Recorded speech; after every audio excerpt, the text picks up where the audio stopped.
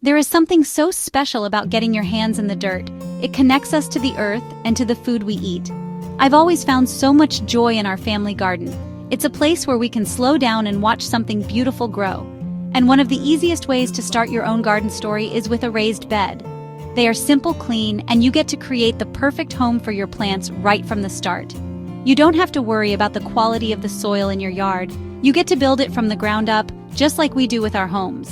The real secret to a truly lush and happy raised bed isn't just about the soil you pour in, it's about building it in layers. Think of it like making a delicious lasagna for your future plants. Each layer has its own important job. Together, they create a rich, nutrient-filled environment that will help your vegetables, that will help your flowers thrive all season long. This method is sometimes called hugelkultur in a box, and it's a wonderful way to use natural materials from your own yard. It's sustainable, it's smart, and it creates the most amazing soil over time. Every great project begins with a solid foundation. In our raised bed, that foundation is cardboard. It might seem simple, but this layer is a quiet hero. Its main job is to act as a natural, chemical-free weed barrier.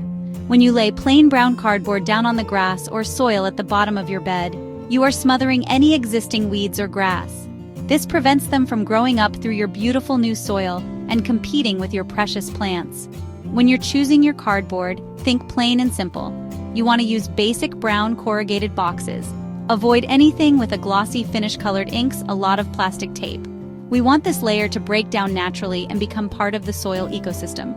You want to overlap the pieces of cardboard by at least 6 inches. This is really important. We don't want any little gaps where stubborn weeds can find a crack of sunlight and push their way through.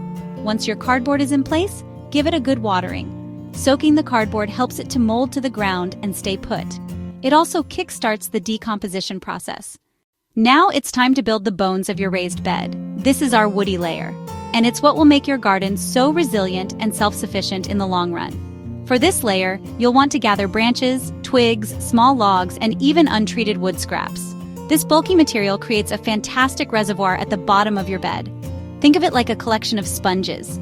As these woody pieces slowly decompose over several years, they will hold on to a tremendous amount of water. This means your garden will stay hydrated for longer, even during those hot, dry summer spells. The type of wood you use does matter a little bit. You want to stick with natural, untreated wood. Good choices include fallen branches from hardwood trees like oak maple or fruit wood like apple or cherry. Softer woods like pine fir work well too. They will just break down a bit faster. The key is to avoid any wood that has been treated with chemicals, like pressure-treated lumber or painted wood. We don't want those chemicals leaching into the soil where you'll be growing your food.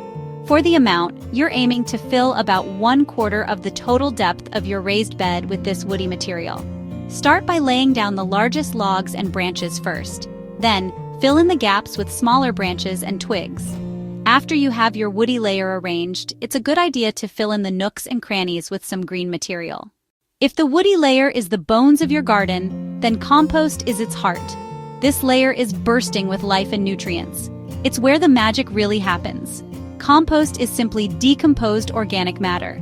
Dark, crumbly, earthy smelling, packed with the good things plants need to grow strong and healthy. Provides a slow, steady release of essential nutrients, so you won't need to rely on chemical fertilizers. Introduces beneficial microbes, fungi, bacteria. These microscopic helpers are the true gardeners. They build soil structure, fight plant diseases, and make nutrients available to roots. You can make your own compost at home from kitchen scraps, yard waste, or buy bagged compost from a reputable garden center. Look for high-quality organic compost. Be generous with this layer. Make it 1/4 of your raised bed depth, right on top of the woody layer. And the greens, add a thick blanket of compost. We've reached the final and most visible layer, the topsoil. This is the beautiful, welcoming blanket where you will plant your seedlings. It's their first home, the place where their delicate roots will begin to stretch out and explore. Use a high-quality raised bed mix or a blend of garden soil and compost. This layer should be fine, loose, and well-draining. It's the finishing touch that brings the whole project together. Mix 1 part garden soil or loam with 1 part compost. Fill the remaining 50% of the bed with this blend. For a 24-inch bed, that's the top 12 inches. Spread the soil evenly over the compost layer, filling the bed to about 1 inch or 2 from the top. Rake smooth with your hands or a small garden rake. It should look like a blank canvas, ready for planting. When filled, give the bed a deep, slow watering. It's one thing to follow the steps, but it's another to understand the beautiful science happening just beneath the surface. These layers you've so carefully built are not just sitting there. They are actively working together to create a dynamic, living ecosystem. At the very bottom, the cardboard is slowly being consumed by earthworms and microbes, adding carbon to the soil while keeping weeds at bay. It transforms from a barrier into a food source. This process invites life up from the ground below, turning your raised bed into a hub of activity. Above that, the woody layer is acting like a giant sponge. As you water your garden or when it rains, the logs and branches absorb and hold on to that moisture. Then, during dry periods, they slowly release it back into the soil, providing a consistent source of water to the plant roots above. This is why layered beds are so drought-resistant.